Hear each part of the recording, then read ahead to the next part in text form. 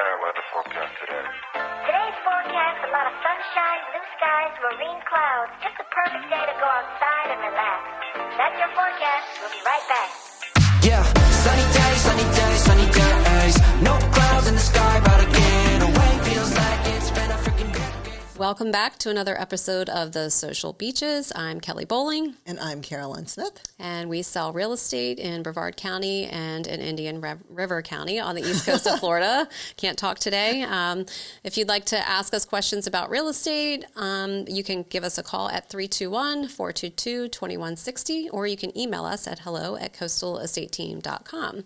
Yes. And today we're going to tell you some funny stories that we've had happen while we're out selling real estate. So yeah, we had a special request. So if you all do have a request, something that you'd like us to talk about or something that you think is interesting to you, please, shoot us an email or message us. Or, send us a DM or leave a comment on another video or a clip that you see. We'd be happy to. We're always trying to figure out what are we going to talk about today. Usually it's the day that we're filming. Usually 5 minutes before we're filming. What are we talking about today? But somebody did ask us about this. So we have some funny stories. So, and Kelly just called this person loincloth man. Tarzan opened the door. So I was showing property and, I always knock even when they say the homeowner will leave or the tenant will leave or the house is vacant. I always knock before I open the door. So I knock and the door actually did open. The door opened, and there's a man standing there in the smallest, I called it a gym towel, because the little tiny gym towels that guys take to the gym when they're... Yeah. I don't even know how fully wrapped around to cover. He was holding it, because I don't think there was any way to, tie it. That's how small it was. With a big smile on his face. A welcoming smile. Hi! And my clients and I are just standing there like, can't even speak. He's like, come on in. And I'm like, and he's like, oh, I was just getting out of the shower. Dude, you're not wet. Your hair's dry. He used that tiny towel to dry off. Yeah. Mm-hmm. And I'm like, no, really, we're fine. We'll wait or come back or whatever. He's like, oh no, it's fine. And I thought, this guy's a freak. So anyway, we did finally convince him that we would wait, and he went and put some clothes on. But it was so uncomfortable because then he was there. Yeah. And we, yeah. So put your clothes on before you have a showing. Don't open the door with a smile and a loincloth. You are not Tarzan. Oh my gosh. Oh gosh.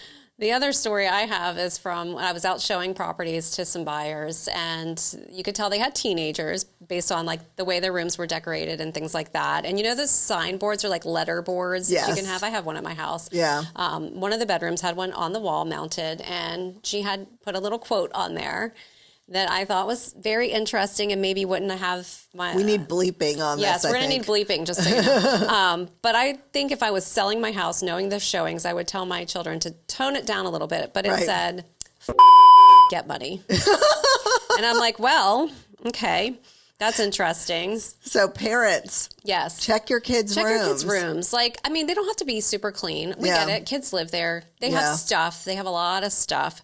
But maybe, I don't know, my clients did get a kick out of it. We didn't buy that house, though. They did get a kick out of it. They were younger. They were younger buyers. So I feel like if I had maybe some older people that were retired or whatever, they might not have been as entertained by it. Yeah. Ooh, Well, and we also didn't buy that house. So. Yeah. Well, yeah. And, sometimes we find people in houses. So and it would be so nice if we don't want to walk in on a dog or a cat we don't know is there, be surprised, Much there's an animal, a human. So we're in this house. It was a large house. We're walking through. We've, done the front part. We've walked through the kitchen. We're in the back family room area, and we're talking. So this room's really large, and in the back of the room, there's a big wingback kind of chair, and it's facing the wall.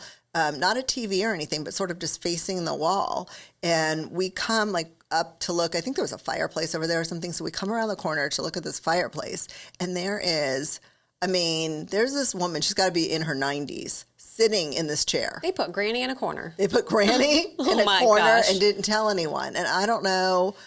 I'm assuming she was alive. but she was barely God. moving. She was alive, but you couldn't see her because of the big chair that she was in. yeah. And she was this tiny little human being. Yeah. It scared the out of us. Bleep again. But it scared, I mean, just thinking about it now, like it was frightening to have this woman be there. Plus, like we had been talking, and now I always tell people don't talk in the house anyway, because cameras, everyone's listening. This was before the cameras were so big. But oh my gosh, I mean, if you're leaving a human being in the house, we need to know. We need to know these things. And it's fine, but we do need to know. Like, hey, it's just like, like you said with the pets, you don't want to be greeted at the door by like a dog, because, I love dogs, but not everybody does. Yeah, so I've been bitten by a dog that was left in the house that supposedly was friendly. Somebody was coming into his territory. Yes. Yeah. Speaking of dogs, I recently showed a home that you had to sign a hold harmless because there might be mold in it, which that happens sometimes with homes that are, left alone and not inhabited for a while. No air conditioning. Maybe somebody passed away. There was no power turned on. It's Florida. Yeah. Yes, no problem. So I get to the door to open it, and I can already smell like heavy cigarette smoke, So I'm like, okay, let's see how this goes. So we open the door, and I let, Mr. Client go into the door first, because Mrs. Client was like, you first, honey. And so he goes in, and then we take a step into the door. She and I almost in sync with each other. And she goes, should I get a mask? And her husband's like, no. And he's got his shirt pulled up over his nose. And she's like, well, you might not need one, but I do. So she runs to the car. She grabs two. She gives me one. I'm like, thank you so much. That's very kind. We don our little masks. And we go in, and I'm like, this is really not filtering anything out at this point. It's just very heavy with cigarette smoke, and you could see the outline on the walls of where pictures had been removed and how they were a different color behind. So bad. Yeah, it was really bad. So, and there's carpet. It's like the shag carpet from the 70s. It's like brown and orange, like rusty colored, and it's throughout the whole house. It's even in the kitchen, and it's dark. So there's shutters on some of the windows. There's no power. It's daylight outside, but no light's getting in. So you can't really see what you're walking through. And I walk around to where the kitchen is, and there's shutters on the back windows. And then I look down. She's a couple steps behind me. I've already lost him. He's doing his thing. He's looking through the house. Yeah. And I look down, and I'm like, oh my, don't move. And she's like, what? We had made a joke before that. As long as there was no snakes in the house, we'd be okay. Yeah. And I'm like, new fear unlocked. There's going to be snakes in there. But it wasn't a snake. And I was like, don't move. There's feces on the floor. She goes, what? Oh, my God. And I was like, I'm pretty sure it's like dog feces. She goes, excuse me? And I said, it's dog There's dog shit on the floor. Don't walk in it. That is so... But you couldn't smell it because the cigarette smoke was so thick. Oh, that is so... You couldn't. It was terrible. In fact, I was like, nobody's going to believe me. So I took some photos. It was definitely dog poo.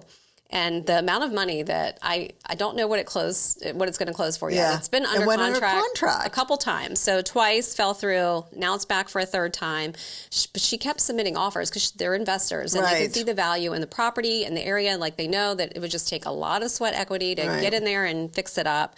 And we didn't get it, sadly. But I'm like, it just so weird that you think the owner would like. There are companies that will clean like a filthy house. Mm-hmm. Like it's not that expensive. I think it was a situation where somebody passed and somebody inherited the property and then didn't do anything with it for a couple years. And I don't know if somebody was like living in it during that time. And so I don't know how long that situation had been existing there in the house. It's sad to think about it. Like the poor dog, you know? The poor dog. It wasn't getting let out. Yeah. And that's gross. To exist in that kind of... We didn't see the whole house. Her husband did, though. He was happy to look through it. And then I had to go home and take a shower because the smoke in my hair... The smell wouldn't leave. And I was so upset. I had just done shampoo day that morning. So I'm like, this sucks. So much work. We're always sad when it either rains or something like that happens. We have to wash our hair again. We're like... It's not Damn, fun. I just did that. I won't do that again.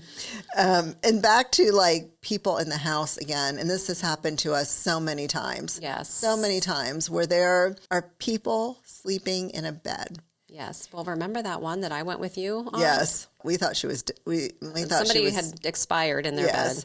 Because we were talking loud, we turned the light on. I mean, we'd been in there a few minutes.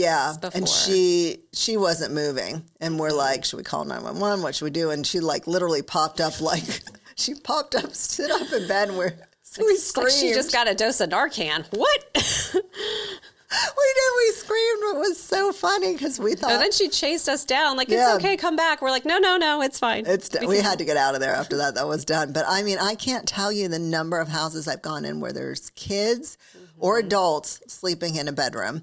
And a lot of times the door will be open. Sometimes the door is closed. But if you do not tell us, like, people leave doors closed all the time when we're seeing houses, and we have to open the bedroom door. To see These people, they're sleeping in the bed. Usually teenagers. Yes. Sometimes will come in and they'll the owners will be there and they're like, "Oh, Johnny is sleeping in the bedroom, but don't worry, go on in." And it's so uncomfortable. It's weird. I feel like that's like a very high level of intimacy to like open the door on somebody who's sleeping. Like, you can do that at your own home, but like, I'm not going into somebody else's house to do that. I feel bad. Odd, and I get it that they're a teenager and maybe they couldn't get them up, but like, I don't want to go into your kid's room and see them sleeping in the bed. You should not want me in there doing that. Right. I think it's weird. But I've come in on adults sleeping too, where they'll tell me, you know, either it's an older person sleeping or even just like, "Oh, my husband is in there taking a nap." Well, I'm not going to go in the bedroom. No. I'm not going in. So that's like, "Oh, he's just in there, you know, taking a shower. Go ahead in." No, we're not doing that either. And also, if you are taking a shower, not when we're there, but like, try and time your shower a little bit before we get there. We'll go in bathrooms. They're still wet and steamy. And everything's wet. It's just weird. It is odd. It's like they literally just finished in here. Yeah. Maybe you want to still smell like the shower to shower, you know. A little too intimate for me. Yeah, a little bit.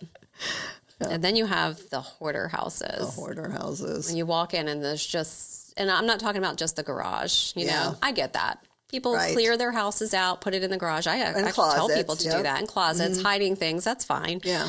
But literally, like, floor to ceiling stacks of stuff, trash, you name it. I haven't run across too many of those, but it does happen. It does happen. And they usually have, I mean, when it's a hoarder house, they have everything. They have underwear and food and boxes, and it's weird. I mean, a lot of times we'll get warned, like, "Hey, the house is cluttered." Yes. Or it's a nice way of putting it. Yeah. Sometimes they'll outright tell you, like, they have a situation where they're kind of hoarders. But when you go in, that is, I don't even know if it's funny. It's sad. It is sad. It's not funny. It definitely is sad. And it's like, you know, to think that somebody is so attached to the things that they can't part with it. And I get it, you know. Some of it, I feel like, it can be like a generational thing because, you know, you couldn't throw anything away. So you had to save everything. Like, you know, I get that. But then there's other situations where it's an illness, you know, to not be able to part with things. So. And if you have, like,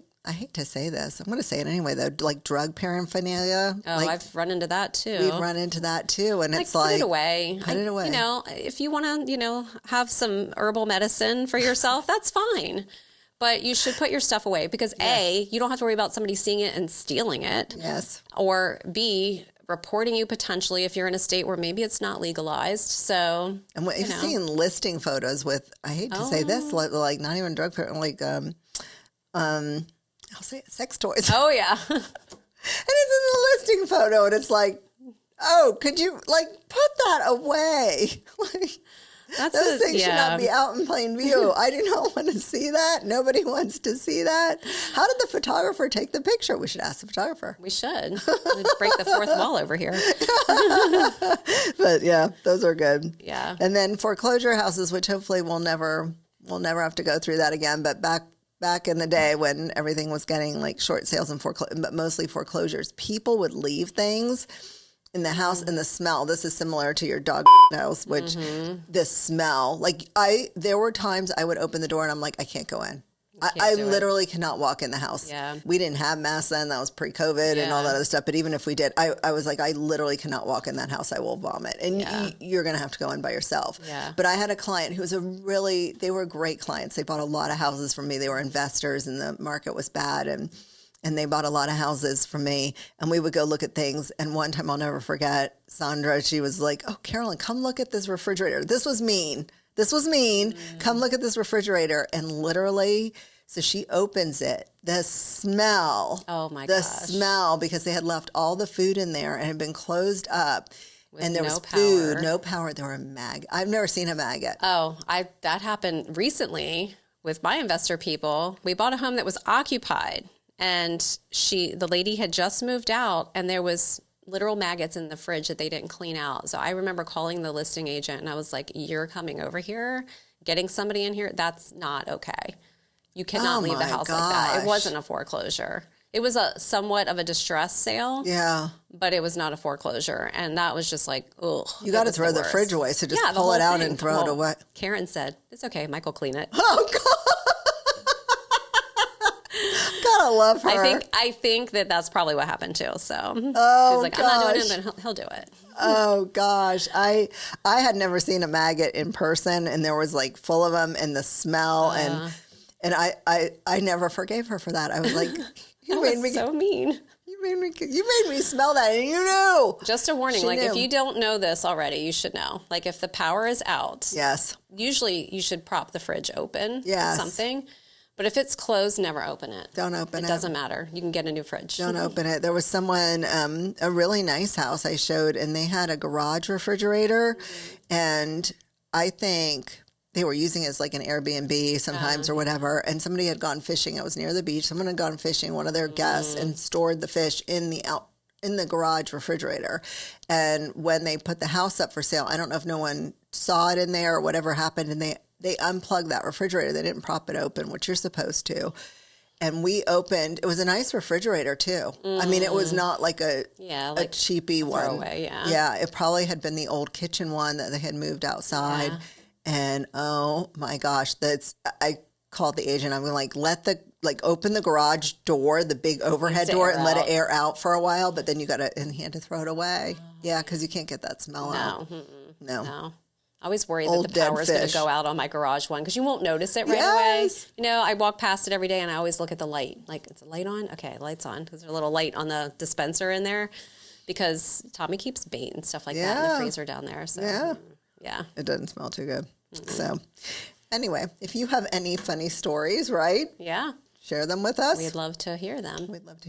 And we're going to try and we thought we'd do maybe once a month. We'll try and come up with some of our like interesting tales of real estate. Yes. Then do that like once a month because we do think it's funny. I would get a lot of different ones. I mean, that was a lot of stories there, but we have many more. Yes. And they're not all just like funny things. They're just interesting things that happen when we're out showing property. And I'm always like, we should do a reality show or a book or something. So we're just going to tell you about it instead. So anyway, we will see you next time. Cheers. Cheers.